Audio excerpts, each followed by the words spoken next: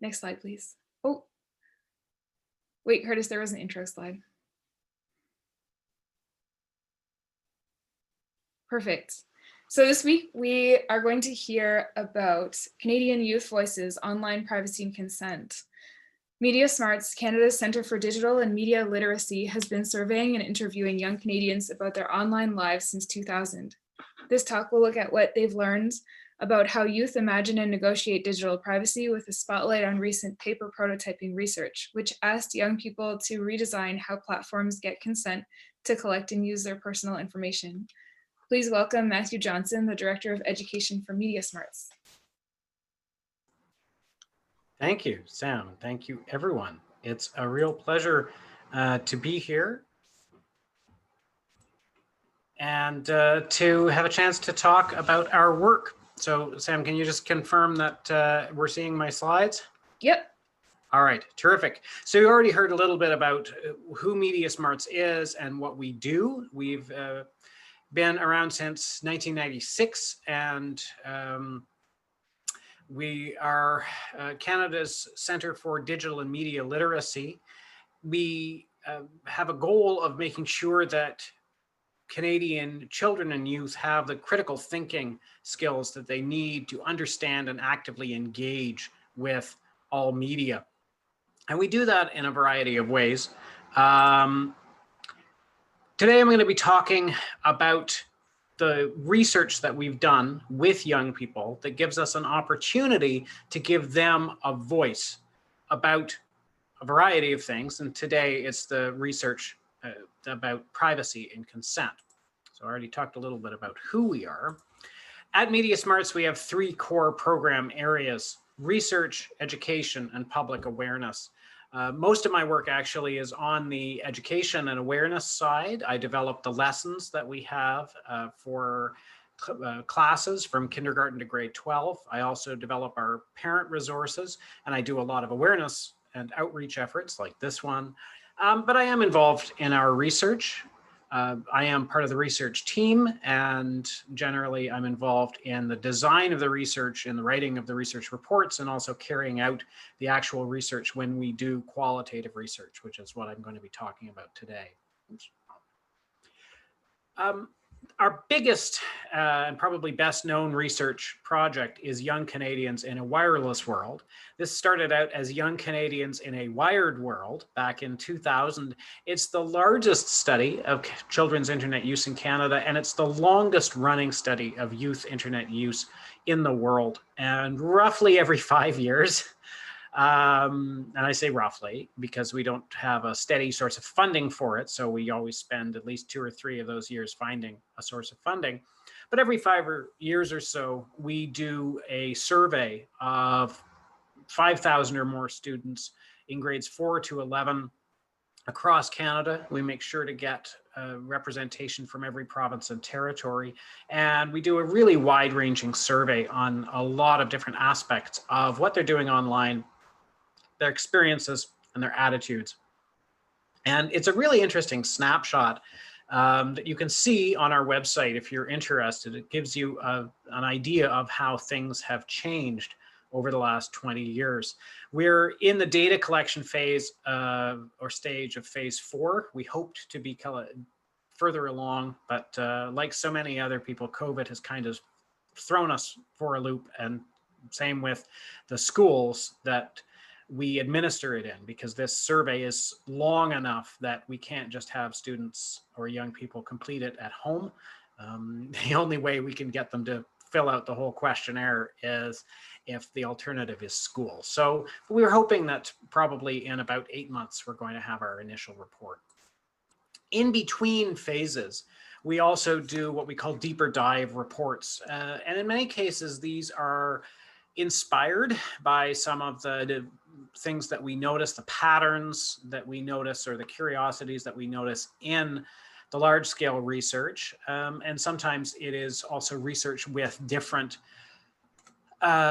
different populations. So you see here, for instance, on the far right, there was a study, a whole study that we did that was based on one of the findings around sexting in the phase 3 results, where we found that sharing sexts was the one negative behavior that wasn't associated with household rules. So every other negative behavior, if there was a rule in the home against it, kids were less likely to engage in it. The exception was sharing sexts. So we wanted to explore why that was. And that's a really interesting report. In the middle, you see the digital well-being of Canadian families, and that's one where we surveyed parents and found out what their concerns were.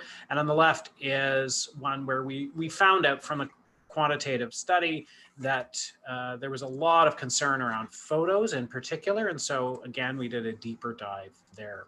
So I'll give you quickly some stats about how different people see privacy.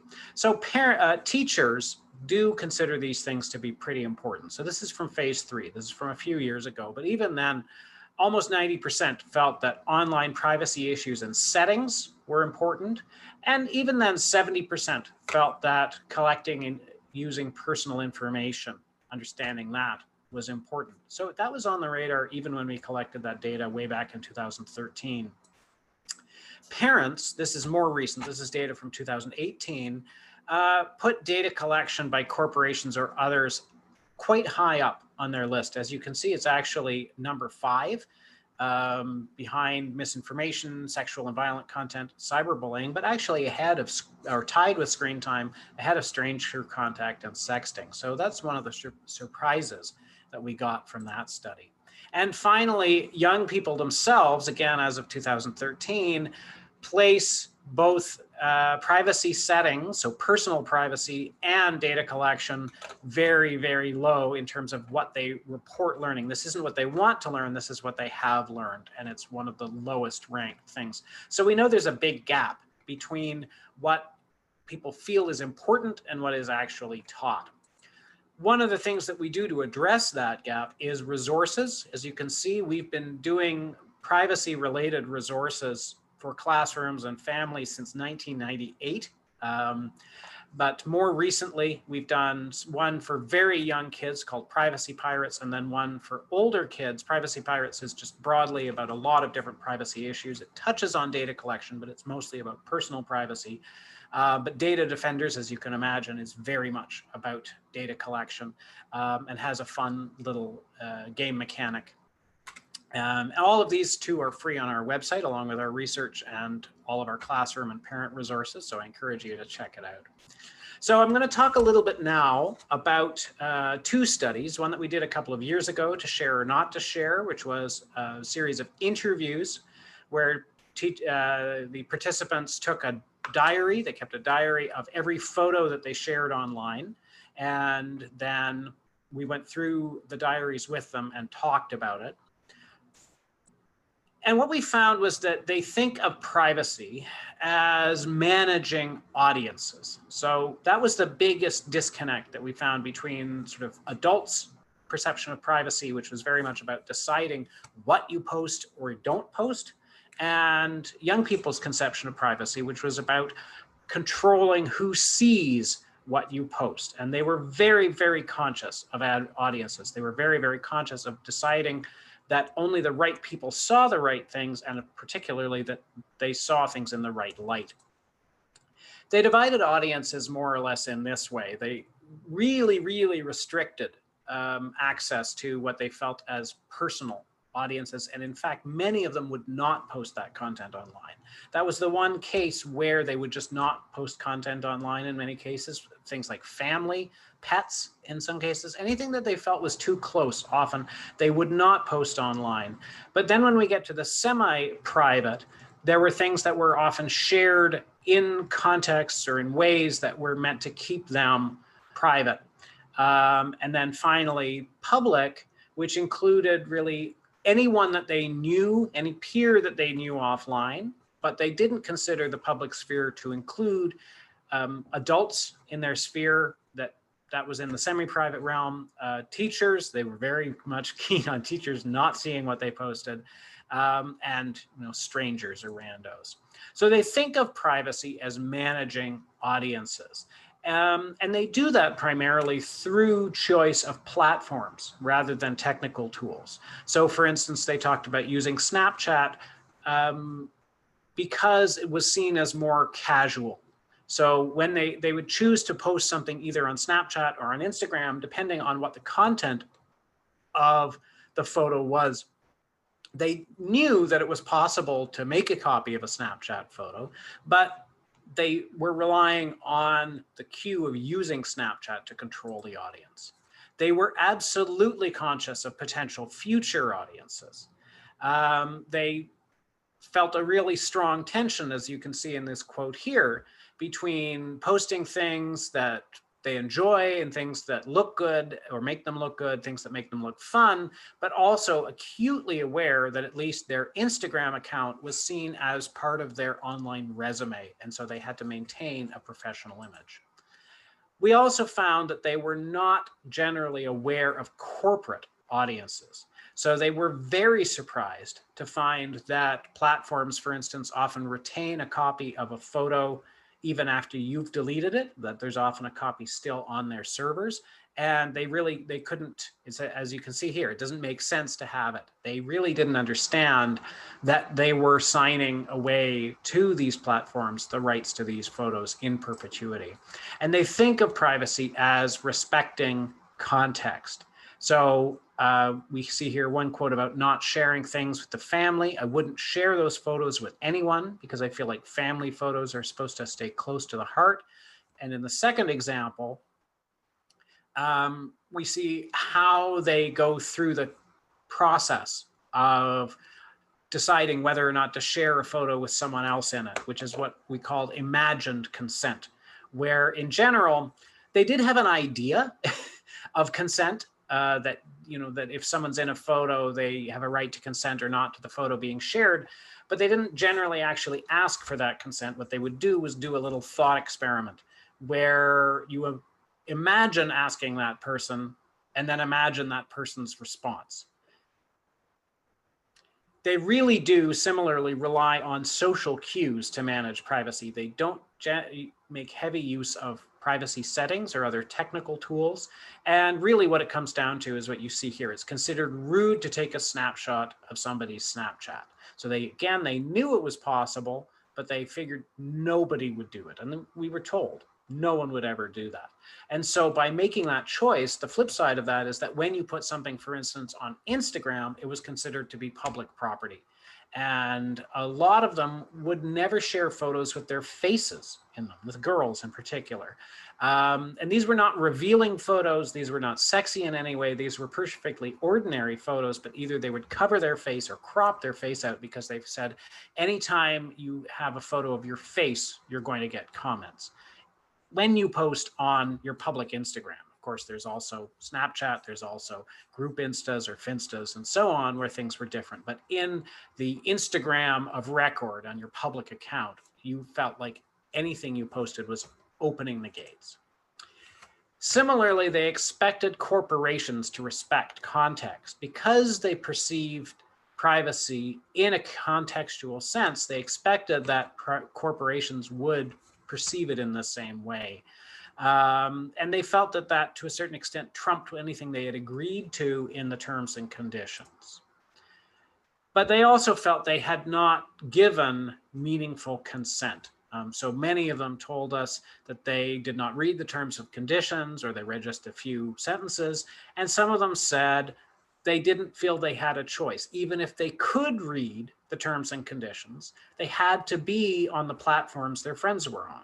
If you were not on Instagram, if you were not on Snapchat, you were opting out of a huge part of your social life. And so they really felt that it was unfair that they had to agree to the entire terms and conditions. There was no negotiation room.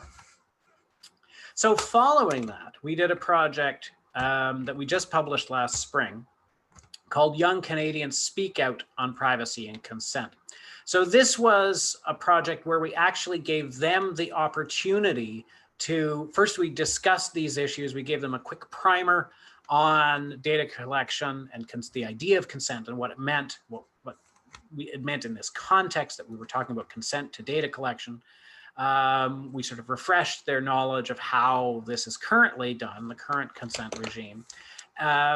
We led a discussion and we had them design their own paper prototypes of how they would like to give consent. So the two things we found were very much consistent with the previous research. So first, the phrase "too long, never read." So they very strongly felt that the terms and conditions, the privacy policies, were unimaginably too long. And there's a great deal of research to back that up, that adults don't read them either. As a result, they were concerned about unanticipated audiences and consequences. They didn't like that they had to agree to the platform having access to their data. They really didn't like the idea of data brokerage. Once we explained to them that their data might be shared with a third party, or that a platform might buy data from a third party and use it to target them with ads, and the consequences. So when they found out again that data profile that was being built of them might make them not see a particular job ad, or might lead them to be charged a higher price for something, they really didn't like that idea. And they particularly were hostile to what they called sketchy and weird consent policies and practices. And it was a very fine line, which is interesting, because one of the ones that they often volunteered as being sketchy was location data, but that was also one of the ones where they most often could see a practical reason for why a platform might need that. So it wasn't the data itself that was seen as sketchy or weird, but how it was collected and how it was used. So these are a couple of examples of the prototypes that they developed in these focus groups. We gave them paper and markers and sticky notes, and they did a terrific job. And they really thought it through. So they thought in many cases through multi-stage processes. They put a lot of insight into it. And then for the report, we had these turned into we had a graphic designer make these look more like actual platforms. And so those are the examples you'll be seeing for the rest of this presentation. But I did want to show you some of the originals so you can really show the work and the thought and the insight that the participants put in. So one of the solutions that they talked to was accessibility. So they really felt that you needed to have better access to the terms and conditions. So you can see here how it is being broken down very simply. It is being made very clear, and that it's accessible at all times so that you can bring it up, and also that you can bring it up at the time when it is needed. So for instance, you don't get asked whether or not you consent to it accessing your camera until it needs to use your camera. One of the things that I found really interesting was that they felt that they should be essentially quizzed on the terms and conditions before they were allowed to use the app or whatever the platform was. So they were actually quite determined that young people and all users should be required to show that they understood the terms and conditions before they continued. They felt very strongly that the conditions that you agreed to need to be unbundled. And that was, as I said in the previous research, one of the things that made them feel they weren't giving consent was that they had to consent to everything. It was all or nothing. And so you see here a slider where you can choose between some things that you consent to and some things that you do not consent to. And they recognize that there would be some cases where it would be reasonable that, yes, you did have to consent to some of these things, or you just couldn't use it. But in general, they felt that as many things should be unbundled as possible. And they wanted things to be more clear, and they wanted to have more direct control. And I'm going to end with one of the quotes from these focus groups, where one of the participants said, a lot of these apps were marketed to us, and indeed almost all of the most popular social networks have teens as their primary audience, because that is when you are most likely to adopt a technology, but it's also when you are most valuable as a target for advertising. And of course, all of these platforms make their money from advertising in one way or another. And that is when you are the most valuable consumer, the most valuable audience for advertising, because that's when you're forming your adult brand preferences. So a lot of these apps were marketed to us, so I think it would be only fair if we get to have a say in how they're made. And that really is why we do this research, so that we can give young people a voice and that we can bring their voice to industry and to government. And we actually have had some great opportunities to let these young people speak through this work. Through our knowledge mobilization, we've created a white paper for platforms, and we do have a number of these actual platforms, or the owners of these platforms, on our board. So we've delivered these recommendations, the white paper, to them to involve youth in designing practices and methods and recognize the distinct needs of youth. And we've also been able to present our findings to different provincial legislatures.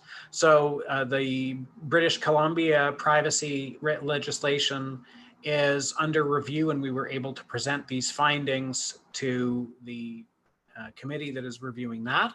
Ontario is considering developing its own private information law. So at the moment, there's a separate law in Ontario. There's a provincial law in Ontario that regulates government use of data.